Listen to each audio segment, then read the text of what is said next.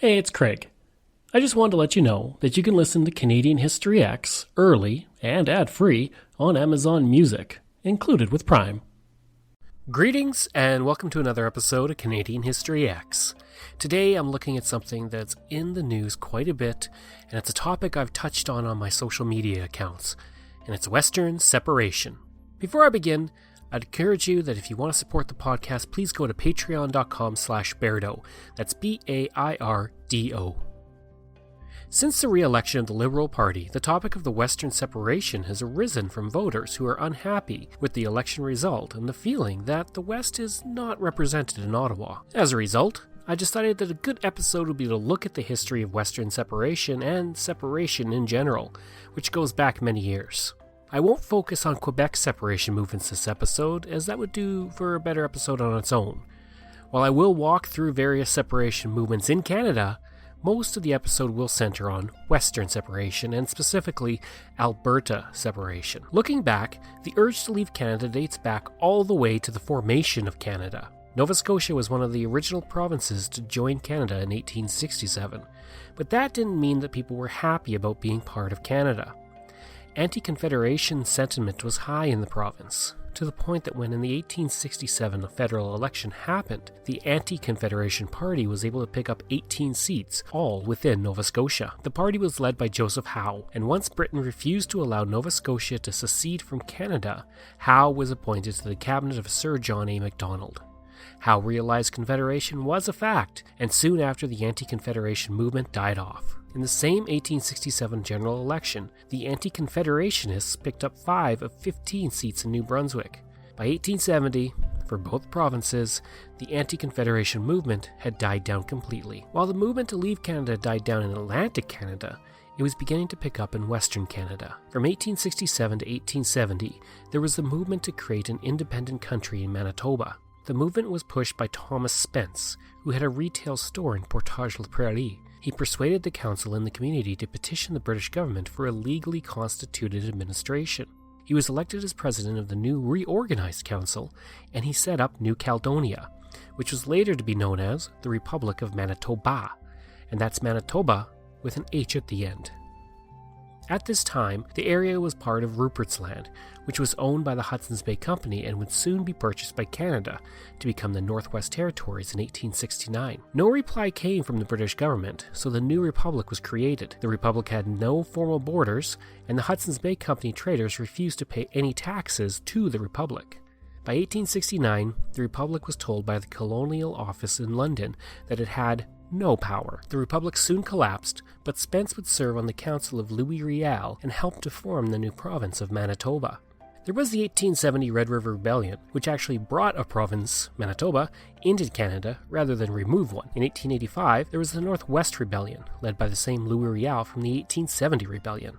At the time, the Red River area was very independent, francophone, with its own distinct culture and a feeling that it was facing aggressive colonization from Anglophones in Ontario. Both rebellions died down quickly, and it would be some time before the thought of leaving Canada would come up again. When it did, Canada would have 2 new provinces by that time, Alberta and Saskatchewan. In 1935, the Social Credit Party had won 56 of 63 seats in the Alberta election. When the federal government deemed implementing a form of social credit unconstitutional, they invoked the power of disallowance under the Constitution Act, which voided the provincial legislation. The followers of William Aberhart called for separation of Alberta from Canada, but the Premier rejected this notion, and most people, including the media, ridiculed the separatist movement. The idea of separation from Canada, at least in Alberta, began to die off through the 1940s to the 1960s.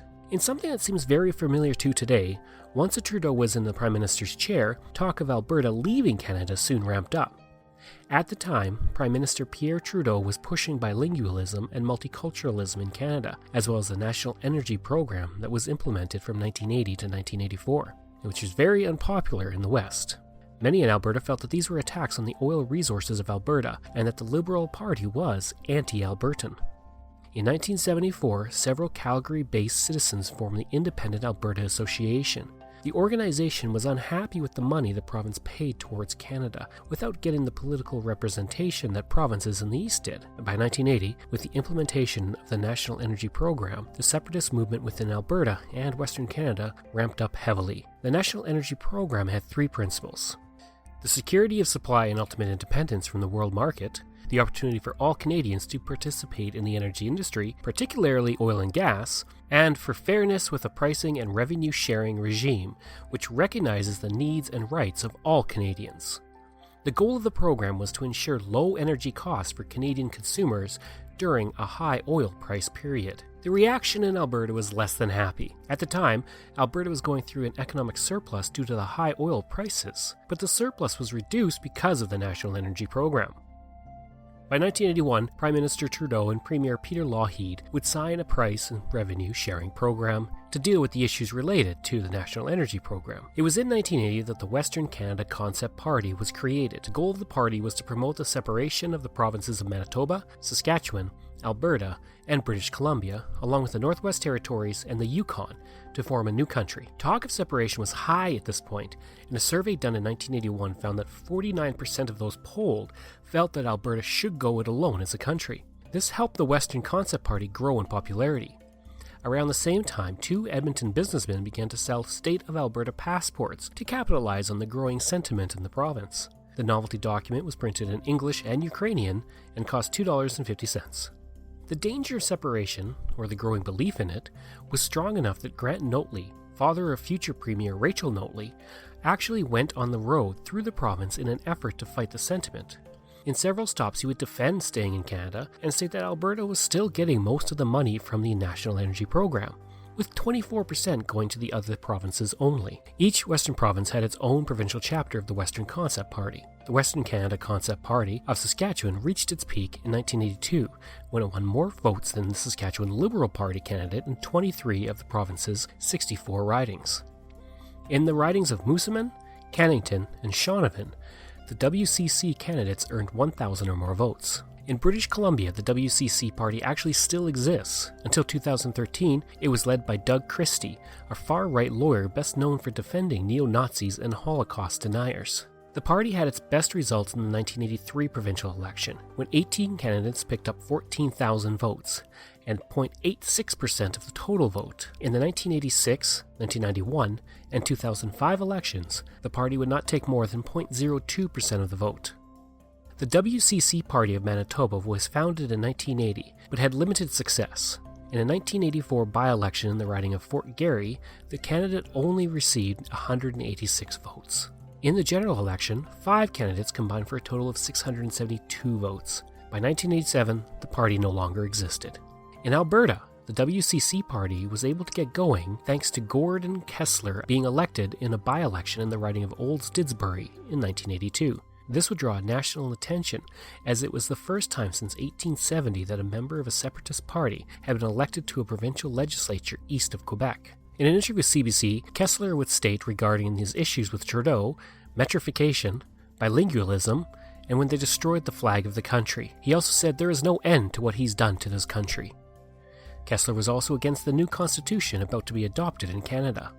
He would say, "The Constitution just wiped out your right to own property. Some socialist is going to come to you and say, 'Oh no, that's not right.'" Kessler then became the leader of the party, and in 1982 general election, the party fielded 78 candidates and took 11.8% of the vote, failed to elect a single one.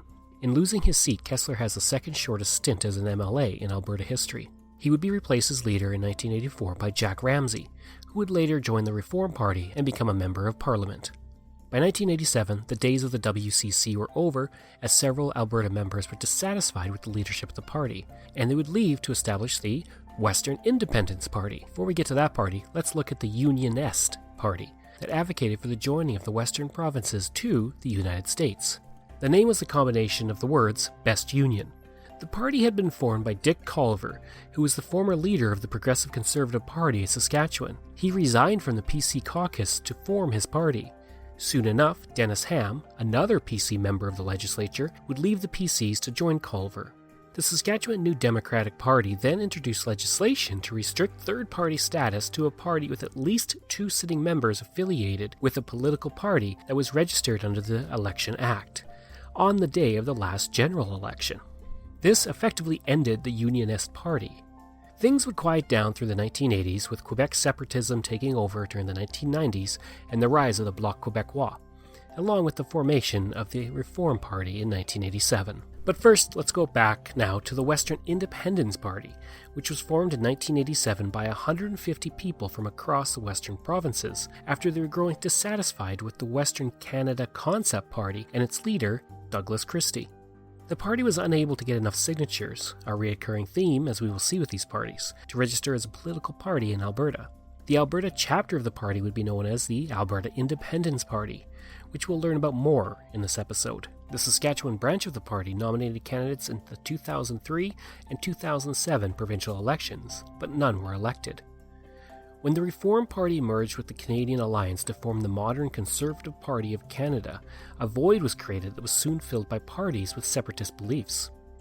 In 1999, the Alberta First Party had emerged, but was not firm in the separation movement, more pushing towards free votes in the Alberta legislature, provincial referendums, and privatizing healthcare. The Separation Party of Alberta would start independently of the Alberta First Party, holding its first founding convention on October 31st, 2003. Unable to get the signatures they needed to register as a party, they took over the leaderless Alberta First Party in early 2004. The party soon renamed itself with Elections Canada and ran 12 candidates in the provincial election. Overall, the candidates for the party gained 0.5% of the vote. Brian Vassar and Jay Collodi had the highest vote percentage at 6.1% in their ridings. The party soon stagnated, and in the 2008 election only nominated one candidate, who received 119 votes total. In the 2012 election, the party took only 68 votes, or 0.006% of the total vote. On May 13, 2013, the party changed its name back to Alberta First, then, in 2018, changed its name to the Western Freedom Party, then, 2 months later in June, changed its name to the Freedom Conservative Party. Derek Fildebrandt had changed his affiliation from being an independent conservative to that party, giving the party its first MLA in the legislature. Fildebrandt stated that he was not a separatist per se, and in the 2019 election, the party gained no seats and Derek Fildebrandt lost his. With the election of Stephen Harper, a conservative, to the Prime Minister's office, the push for Alberta separation quickly faded once again. As seems to be the case often in Alberta and the West, when a conservative is in power, the push for separation dies down. If a Liberal government takes over the House of Commons, then the push for separation once again increases. Upon the election of Prime Minister Justin Trudeau on October 19, 2015, and his unpopularity in Alberta serving as a rallying cry for separatists, a poll was done by Angus Reid in February of 2019, and it found that 50% of Albertans would support leaving Canada, but the poll also found the likelihood was, unlikely. Currently, the Freedom Conservative Party of Alberta is the only registered Alberta political party, but there is the Alberta Independence Party that is a non-registered entity in the province. The party had been first founded in 2001, and Canadian Alliance MPs such as Daryl Stinson and Myron Thompson attended as observers. The party was unable to gain the signatures to qualify as an official party, and as a result, its 14 candidates ran as independents in the 2001 Alberta general election, and none were elected. The party soon disbanded, but would form again in 2018 and field another 14 candidates in the election. Unfortunately, since the party was unable to get enough signatures to qualify as an official party, its candidates ran as independents. No candidate received over 8.5% of the vote in their riding. Now, Western, or Alberta separation, gets most of the attention, but there are also other ideas for independent countries within Canadian borders. But these are more spiritual or hypothetical movements than actually approaching anything like a concrete plan. One informal movement would see a country called Cascadia, created out of British Columbia, Oregon, and Washington. The Northern Ontario Party looks to create a province out of Northern Ontario. And it's existed since 1977, but no member has ever been elected to the Ontario legislature. Now, the party did disband from 1985 to 2010. Another informal movement looks to create a new province out of Vancouver Island. And there have been various levels of support for separation from Canada over the years. In 2005, 18% of those polled in the Yukon supported separation, while only 8% did 1 year later. A total of 42% of Albertans polled supporting leaving the country in 2005, As for Western separation, 35% in 2005 said exploring a Western separation was an okay idea. Now I've talked about the movements to leave Canada, but just how possible is it? As it turns out, it's extremely unlikely, and that is often something these separatist parties seem to ignore. Under the Clarity Act of 2000, which was put in after Quebec nearly left Canada and has been approved by the Supreme Court, the process to achieve separation is a long and difficult one. First, a province-wide referendum must be held, and a majority of the voters must agree to separation. The majority needed is not defined, but it's likely to be an overwhelming majority, or at least 75% of the voters. The House of Commons can then decide if the referendum question was clear or not, and it can decide if a clear majority actually expressed itself. This will take into consideration everything from how many people voted, the voter turnout, and those who voted in favor. Once this happens, then all the provinces and First Nations must negotiate the leaving of the province. Even at this point, the House of Commons can override the decision if they feel that it violates the Clarity Act. Lastly, I'm going to look at an independent Alberta. Usually I focus on history with this podcast, but this is more of a contemplative look into the future and how it would be bad for Alberta to separate. First, Alberta would be a landlocked country and one of 51 in the world. It would be surrounded on 3 sides by the country that it had just left, with the United States on its south border. There's also nothing saying that its current borders would actually be its country borders, due to what Canada may decide, along with the negotiations with First Nations in the province. With no major ports, it would have to ship all of its exports through these 2 countries. Second, importing would be required for most of what Alberta needs, and the tariffs would end up costing Alberta more than it would receive by just remaining in Canada. Third, the Canadian military bases would leave Alberta and take with them the thousands of people they employ and the millions of dollars they put into the Alberta economy. Fourth, the new country would be heavily dependent on the oil industry, which is already suffering, and its economy would be highly volatile. Whatever currency the country chose to use would be up against the Canadian and American dollar, and most likely be worth less, which would again raise the cost of goods for Albertans. My podcast is about history, not opinions, but it is my opinion that Alberta would suffer badly trying to go on its own.